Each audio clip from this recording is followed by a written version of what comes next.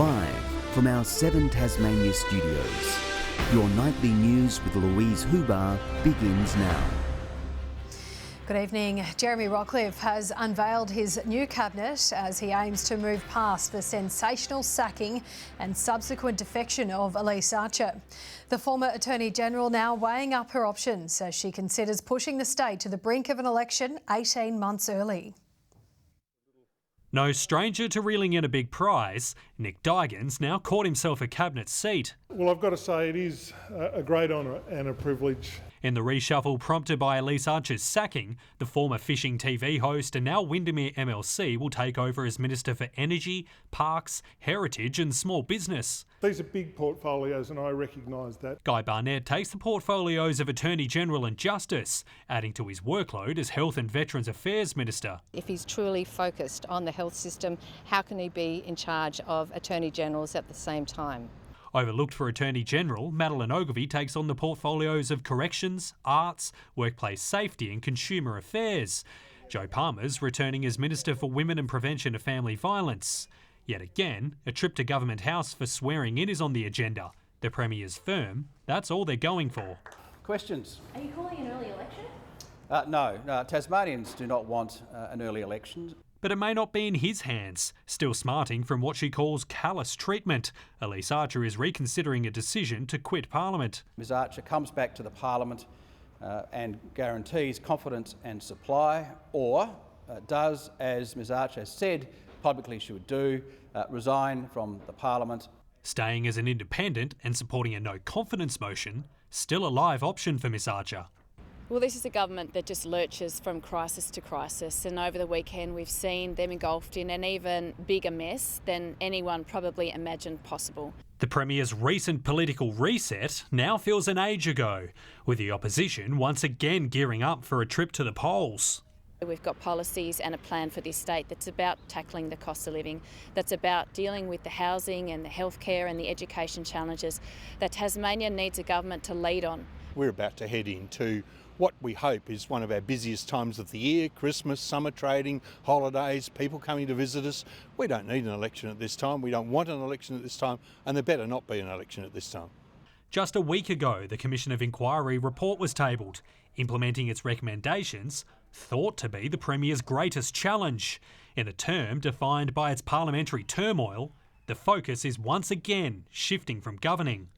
Our thoughts are with victims, survivors of child sex abuse who have fought for decades to get justice and recognition and action to protect children in Tasmania.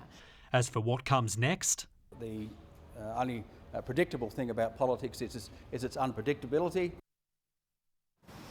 For more on this, we're joined by state political reporter Josh Duggan. Good evening, Josh. Ms Archer has an enormous decision at hand. Lou, Elise Archer could be Tasmania's most powerful person at the moment. As we heard there, the Premier wants her to ride off into the sunset and not do any harm, or stick around as an independent but give supply to the government.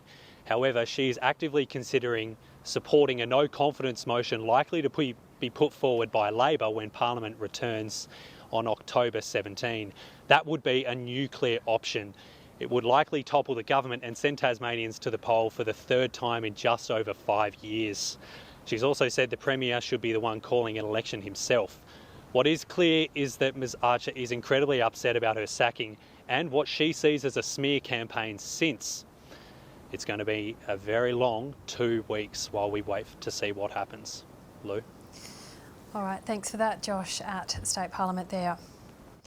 To the day's other news, an out-of-control bushfire is burning on Flinders Island, forcing residents to evacuate and others to stay to defend their properties. It's the state's second fire emergency in as many weeks, sparking concerns of a busy season. An uncontained fire putting a remote community at risk. Authorities issuing an emergency warning after a fuel reduction burn unexpectedly grew at Mount Tanner. Unfortunately, over the last couple of hours, that fire has taken a break and heading towards the West End Road communities around Pine Scrub and Leaker.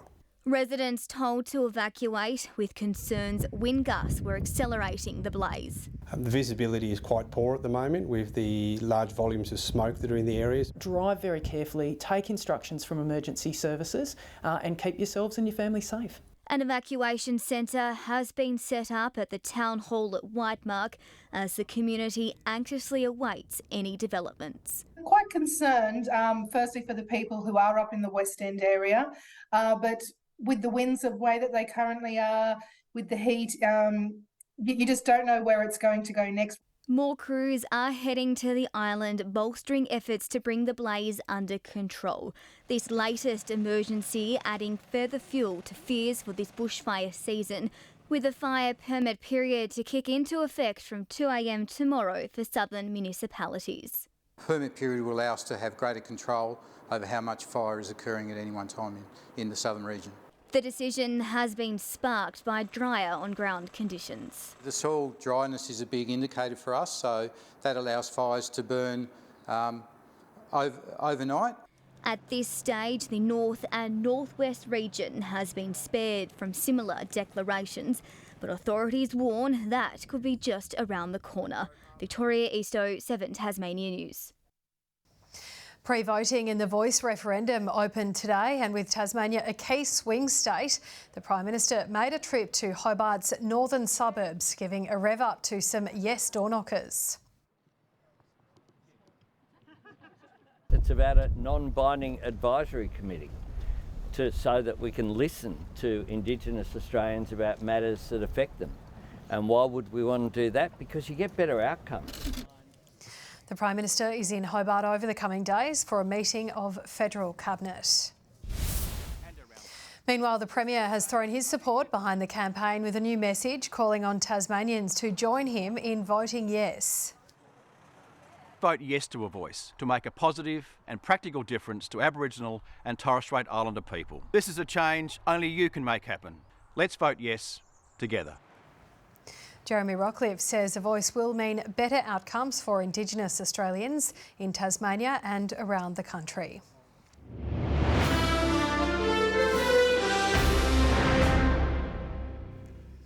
Long-running pay negotiations between the state government and nurses are reaching an end. An improved offer has been tabled, with the Nursing Federation confident it's a step in the right direction. But one union warns there's an issue it needs fixed before they can endorse it. 11 months of meetings, deal-making and discussion set to finally bear fruit. After weeks of waiting, the state government tabled a new pay and conditions offer for Tasmania's nurses on Friday.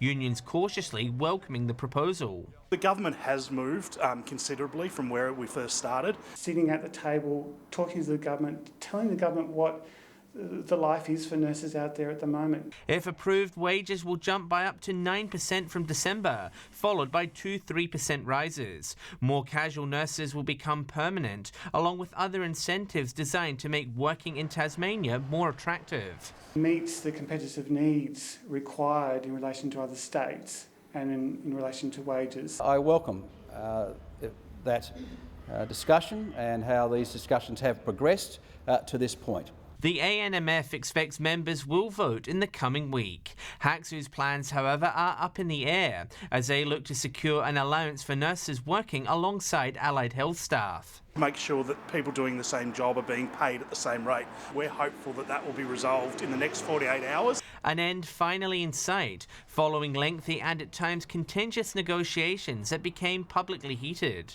We would have hoped that we would have had this done and dusted by the first quarter. We've sat down in good faith negotiations and we have a number of agreements in place. But unions warn the job isn't done.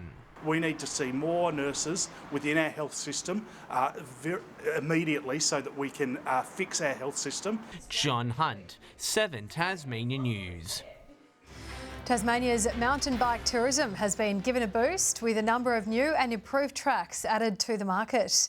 Adrenaline junkies are jumping at the chance to test out Glenorchy's upgraded park and lap up a more decadent biking experience in the Derwent Valley.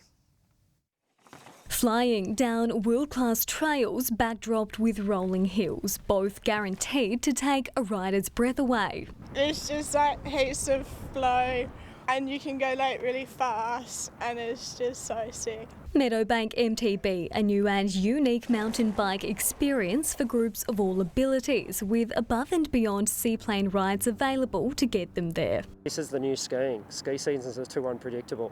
So you're getting a lot of people who used to ski and snowboard, now mountain bike, because they know they can do it all year long. Wine tastings and a long table lunch awaiting the group's arrival once their thirst for adrenaline has been quenched. It's about getting out there, coming down for air, experience a bit of space, joining your friends and then finishing off with our fantastic Tasmanian produce. Meanwhile, Glenorchy is also catering to the uptick in mountain bike tourism, unveiling its renovated tracks. Mountain bike trails provide opportunity for people to be active, which leads to better health. It provides opportunity for people to be connected through riding with like-minded mountain biking enthusiasts. The 20-year-old trails, ranging from green to double black, have been reprofiled with $412,000 of federal government funding. There's just something literally for everyone. So whether it's on their balance bikes for the first time and learning to go through berms and twists and turns and jumps and all that kind of stuff, through to the advanced level riders that want to push their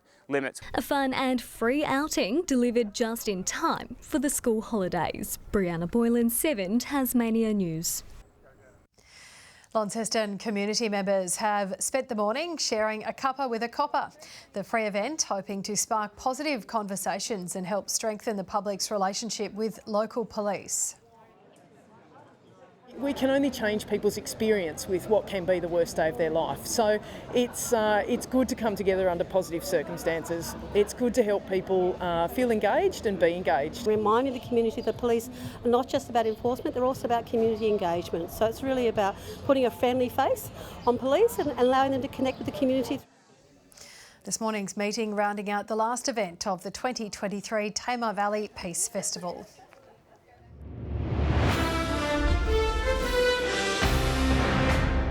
The Tasmanian State Rugby Union team have finished their campaign in the Australian Rugby Shield competition in Brisbane, losing to Queensland Suburban by 5 points to finish 8th overall. It was a tough tournament for the Jack Jumpers, losing all of its matches in the 4-day event. To cricket now, and despite a rough start to the season, Tasmania's coach is backing his batters to bounce back. The Tigers' 13-man squad flew out this morning for their opening Sheffield Shield clash of the summer against South Africa. The side looking to lift after losing their first 2 Marsh Cup games last week. Outside of Bo Webster, Tasmania's batters struggled to make an impact against Victoria and New South Wales. Jeff Vaughan is confident they'll find form in the Red Bull format. We have full faith in our group, and we've got an exciting batting group that looking forward to them putting on a show this week at Adelaide. The match between the Tigers and the Redbacks begins tomorrow morning. Good evening. Well, what a great game of football, eh? Good win to the Panthers over the Broncos. And yeah, we've got to mention Collingwood too, don't we? But at least it's cricket season now, we can forget about it. Hobart 22 today, Launceston 18, Devonport 15 and Burnie 16 degrees. The top was 23 at Bushy Park as above average temperatures were experienced over all regions apart from the north. Ouse 22, Campania, Grove and Strawn 21. Friendly Beaches 19 today, King and Flinders Islands reached 18, St Helens 17 and -2 before a high of 11 for Lyowini. But Ross had our low of -3. Just a small amount of lower cloud crept over the north today, but mostly clear skies over Tasmania. There is a large area of convective cloud over South Australia and New South Wales. Another band of high-level cloud is over waters south of the Bight. That's linked to a cold front. Now, that cold front will conduct a pass-over tomorrow, crossing Tasmania and Victoria. A trough extends across the mainland to northern WA. The wind's tending northwest to westerly at 20 to 30 knots around the entire coastline, along with the southwest lakes. So our strong wind warning is for exactly those areas, the whole coastline of the state and the southwest lakes. So windy tomorrow, partly cloudy for Hobart, 21 the top, 19 for Adventure Bay, showery for Tarraleah, 7 overnight, 15 the maximum. Launceston, a top of 18 degrees and showers for Devonport and Bridport. both expecting 17. Burnie tomorrow 16, a shower or two. Showery for Strawn 18 the maximum, and for Marrawar, but 16 the top there.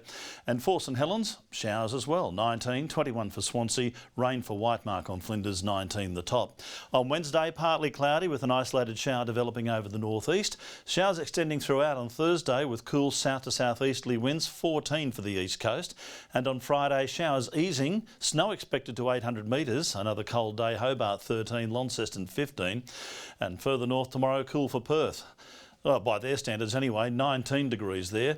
Rain on the way for Adelaide and Melbourne, a sunny 33 in Sydney, 27 in Brisbane and partly cloudy. And here are the current conditions with no time to tell everybody how pregnant you are, Louise. We'll just have to keep it a secret for a bit longer. Yeah, OK. Well, I'm almost third trimester. That's all your news for now. Thank you very much for joining us tonight. Kim will be back with you tomorrow. Have a lovely and safe evening. Good night.